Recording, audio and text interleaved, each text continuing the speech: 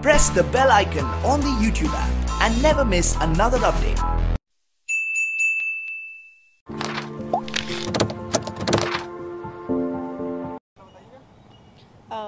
नमस्कार, मैं हूँ गार्गी पंडित यानी कि प्रियंका।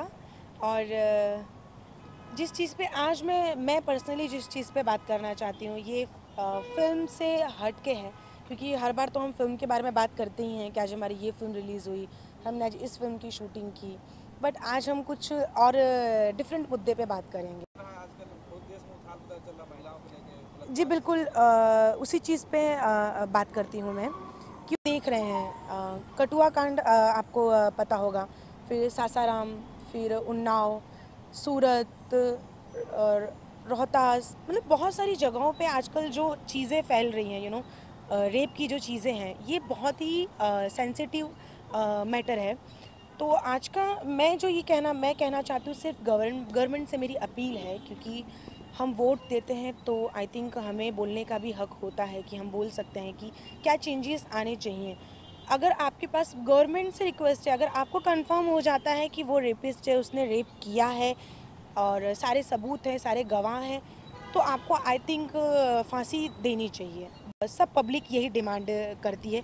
और रेप के केस थोड़े जल्दी सॉल्व होने चाहिए, क्योंकि बहुत टाइम लग जाता है। अगर हम लीगली देखें तो आई थिंक 3 से 4 साल केस को सॉल्व करने में हो जाता है, उससे भी ज़्यादा भी हो जाते हैं।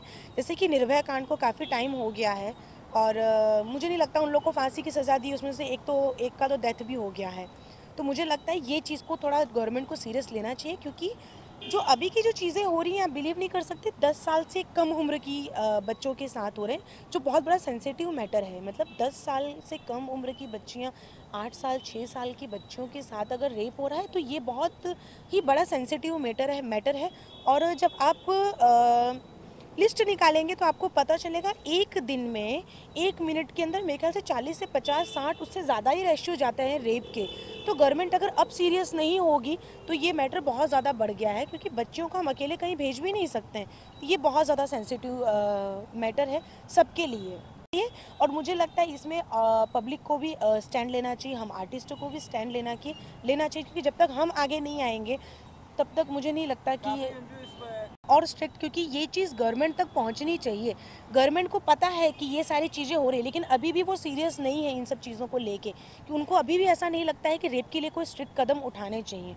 तो मैं एनजीओ से रिक्वेस्ट करती हूँ कि अगर आप ये देख रहे हैं, ये वीडियो देख रहे हैं, अगर आप तक पहुँच रहा है तो मैं रिक्वेस्ट कर रही हूँ कि प्लीज़ इसको और ज़्यादा सीरियस लेके जाइए और आगे तक लेके जाइए, क्योंकि आप लोगों एनजीओज़ के पास पहले चीज़ तो बॉलीवुड स्टार का सपोर्ट होता है, नेता पॉलिटिशियंस के सपोर्ट्स होते हैं। नरेंद्र मोदी जब प्रधानमंत्री बने थे तो उन्होंने बोला था कि कोई भी बलात्कारी हो या फिर हत्या या कोई गुंडागर्दी कोई भी करेगा तो उसको बख्शा नहीं जाएगा। जी, उन्होंने सिर्फ ये कहा था, लेकिन इस पे अमल नहीं किया। हम लोगों ने वोट उन्हें ये सोच के दिया था कि शायद चीज़ें इम्प्रूव होंगी, जो इससे पहले गवर्नमेंट में हुई थी वो यहाँ शायद रिपीट नहीं होंगी। लेकिन बहुत दुख की बात है कि यहाँ पे भी वही हो रहा है। आई थिंक जो भी दो पॉलिटिशियंस, जो भी दो पार्टी है, उनको अपना मन मुटाव छोड़ के इस सीरियस टॉपिक पे आई थिंक कदम उठाना चाहिए। ये टाइम है कि सबको एक होना चाहिए, ना कि हमारी पार्टी में हमारे टाइम पे ये हुआ, ये गवर्नमेंट बोल रही है हमने हमारे टाइम पे ये किया। तो ये टाइम नहीं है कि आप ये सब चीज़ों पे डिस्कशन करें। ये टाइम है कि आप एक स्टैंड लें, क्योंकि आपके देश की बच्चियों के साथ गलत हो रहा है। जब तक आप लोग स्टैंड नहीं लेंगे, गवर्नमेंट से रिक्वेस्ट करती हूँ, जब तक गवर्नमेंट एक बहुत बड़ा कदम नहीं उठाएगी ये चीज़ें होती रहेंगी। 6 दिन हो गए हैं, 7 दिन हो गए हैं उन्नाव केस को, लड़की 1 साल से लड़ रही है केस, अभी तक क्लियरिफिकेशन नहीं हो रहा है और ना ही पुलिस उनका बयान ले रही थी, चीज़ें ले रही थी। सबसे बड़ी चीज़ मैं आपको बता दूं, आप सुन के शॉक्ड होंगे कि जब किसी लड़की के साथ रेप होता है, वो पुलिस स्टेशन जाती है, तो पहली चीज़ कि पुलिस केस दर्ज नहीं करती, बहुत ही नॉर्मल उस चीज़ को लेती है। नहीं, ये टाइम नॉर्मल होने का नहीं है, स्ट्रिक्ट होने का है। एक साल के बाद उन्नाव केस का मैटर जब मीडिया में आया तब सब गवर्नमेंट, सब पॉलिटिशियन ने कहा कि नहीं हम स्टैंड लेंगे। तो 1 साल पहले आप कहाँ थे? घटना के बाद भी अभी कश्मीर में बहुत बड़ा मुद्दा हुआ, फिर भी बहुत सारी घटनाएं और कोई भी गवर्नमेंट मैं वही कहना चाह रही हूँ। मतलब आप सोचिए, उन्नाव का केस आया, उन्नाव के केस के बाद कठुआ का मैटर सामने आया। कठुआ का मैटर क्या है अभी भी क्लियर नहीं हो पा रहा है, अभी भी कंफ्यूजिंग चल रहा है। लेकिन उसके जस्ट नेक्स्ट डे सासाराम, बाद में सूरत, अभी रोहतास, कल हुआ 2 बहनों के साथ हुआ है, रेप हुआ है। और सेम मतलब रेप करके मार देना। अच्छा, खास करके 8 साल 10 साल के बच्चे के साथ ज़्यादा हो रहा है। जी बिल्कुल, ये बहुत ज़्यादा हो रहा है। इस मामले में आई थिंक बीजेपी के कुछ पॉलिटिशियन ने कहा था कि अगर 12 साल की कम लड़की के साथ रेप होता है तो फांसी की सज़ा होनी चाहिए। मैं इस पर भी ऑब्जेक्शन उठाऊँ, 12 साल से कम क्यों? रेप के लिए फांसी चाहिए, फिर वो 12 साल की लड़की हो, 20 साल की हो, 25 साल की हो, 80 साल की हो, फांसी की सज़ा होनी चाहिए अगर क्लियर हो जाता है कि सामने वाला रेपिस्ट है। तो पहली चीज़ ये चीज़ का जब ऑब्जेक्शन लिया था सोशल मीडिया पे, मैंने अपने फील्ड में से मैंने सबसे ज़्यादा ऑब्जेक्शन लिया है सोशल मीडिया पे इस चीज़ को लेके। तो मुझे लिटरली धमकियाँ आनी चालू हो गई मैसेज पे, कमेंट्स में कि आप हीरोइन हैं, आपको बोलने का हक नहीं है। बिल्कुल ऐसा नहीं है, मुझे बोलने का हक है क्योंकि मैं वोट देती हूँ और मैं भारत देश की नागरिक हूँ, तो मुझे भी बोलने का उतना ही हक है जितना बाकी लोगों को है। और लिटरली आप सोचो कि आपको अगर मैसेजेस में धमकी आने लग गए कि आप ऐसा पोस्ट आगे से नहीं करेंगी, ये तो हम ये कर देंगे, हम आपको बाहर नहीं निकलने देंगे, तो ये बहुत ज़्यादा शॉकिंग है कि आप अपना स्टैंड भी नहीं ले सकते। और बीजेपी का गवर्नमेंट होने के बाद भी लड़कियां उतनी ही ज़्यादा अनसेफ है, उनके लोगों से ही अनसेफ है, क्योंकि उन्हीं के लोग आपको धमकी देने लगते हैं कि आप पोस्ट मत कीजिए, आप मत बोलिए। क्यों नहीं बोलेंगे? हमको हक है बोलने का। और आज इतनी सारी घटनाएं हो रही हैं, मीडिया सिर्फ एक बार हेडलाइन दिखाती है, हेडलाइन दिखाने के बाद भूल जाती है, फिर सेकंड टाइम आप रिपीट नहीं देखोगे। सिर्फ हेडलाइन तक मत रखिए, हेडलाइन से आगे भी बढ़िए, आपको उस चीज़ को लेके जाना पड़ेगा। बट नहीं, चल रहा है जैसा चल रहा है। उनको अभी भी शायद वेट कर रहे हैं कि और लड़कियों के साथ हो जाए, उसके बाद आई थिंक कोई स्टैंड लेंगे। जो बीजेपी कार्यकर्ता औरतें हैं उनसे आप क्या कहेंगे, क्योंकि आप खुद एक औरत हैं और औरत का रेप हो रहा है? बिल्कुल, मैं हाथ जोड़ के पहली चीज़ तो रिक्वेस्ट करती हूँ कि आप सबसे पहली चीज़ ये हिंदू मुस्लिम जो चल रहा है ट्रैक, उसको ख़त्म कीजिए, एक हिंदुस्तानी बनिए।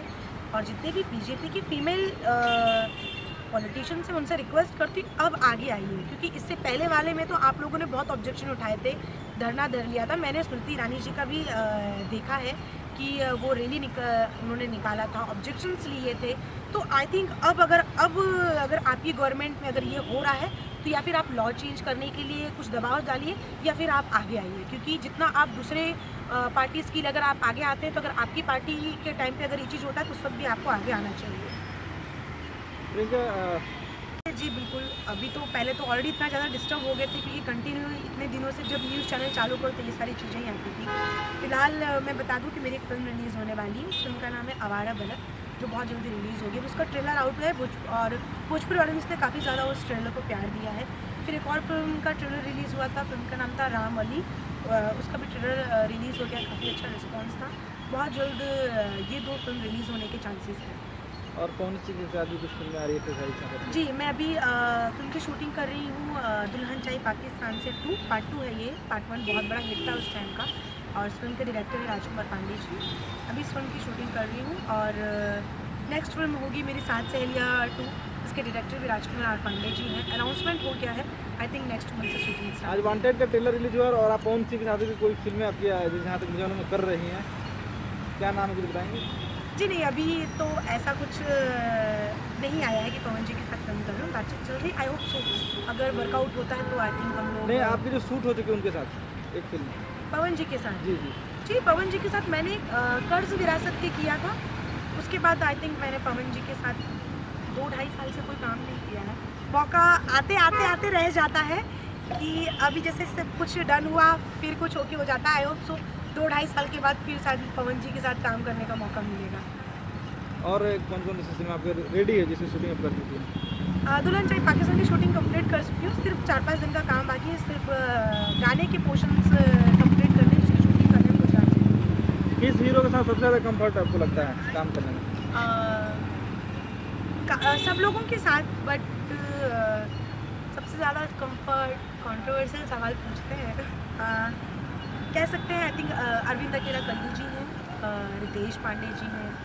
मैंने इन दोनों के साथ मैंने बैक टू बैक। अभी आवारा बल्लम में जो आपके जो सीन वायरल हुए हैं बहुत ही कम कपड़ों में जो चल रहे हैं जी गाने, नहीं, बहुत ही कम कपड़े नहीं कह सकते, कपड़े पहने हैं, बहुत अच्छे सेक्सी खासे हॉट कपड़े लग रही हैं पहने आप उसमें। हैं, लेकिन वो डिमांड था तो, क्योंकि वो स्टोरी ही ऐसी है तो उसका रिक्वायरमेंट था, अदरवाइज मैं बहुत जल्दी एक्सपोज। क्या गाने की थीम कुछ बताएंगे लाइनें?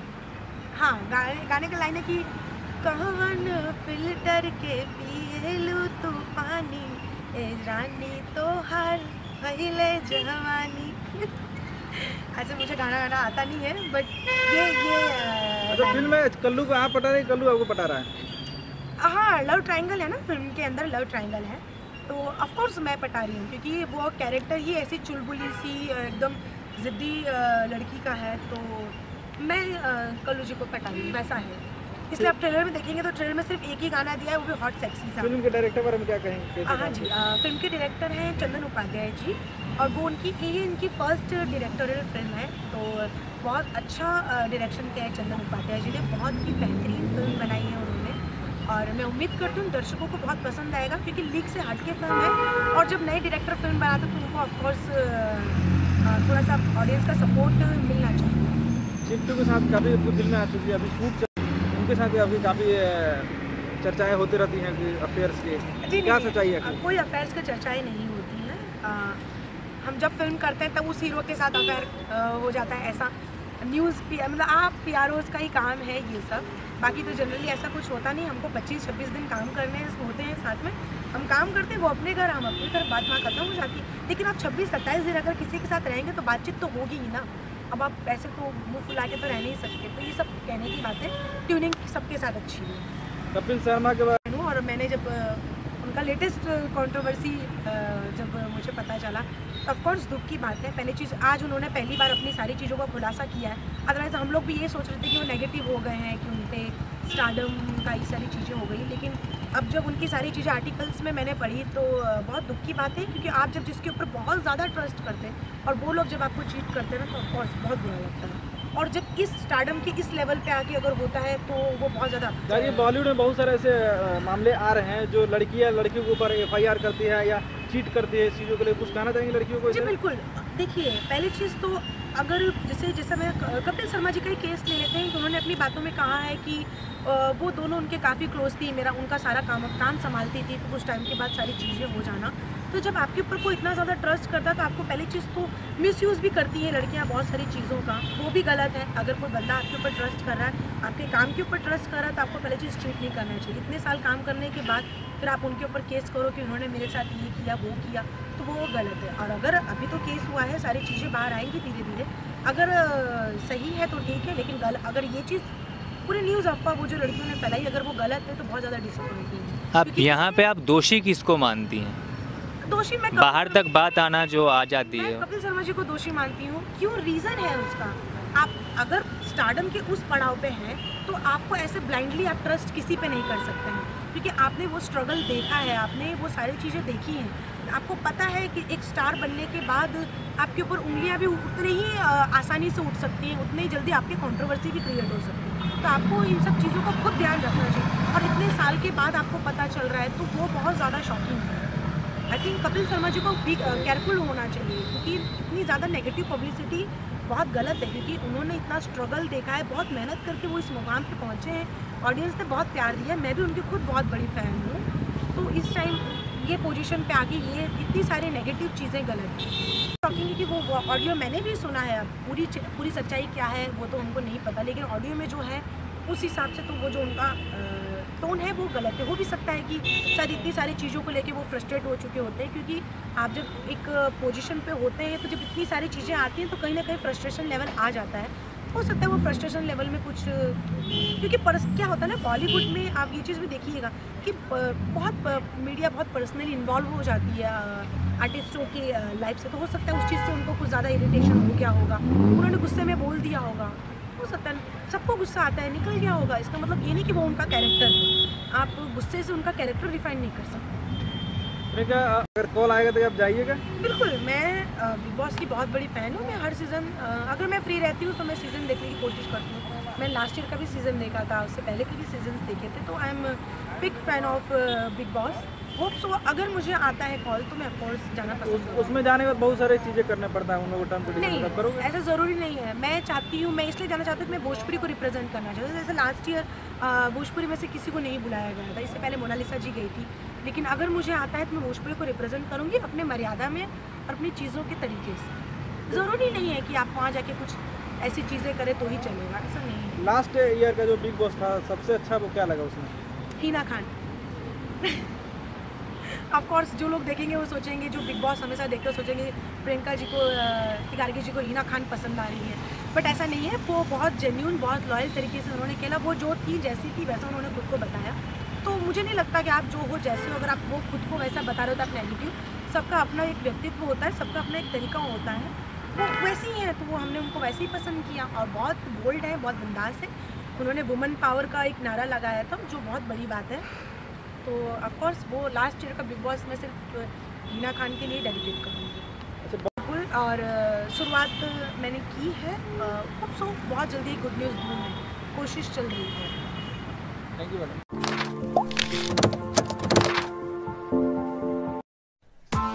Press the bell icon on the YouTube app and never miss another update.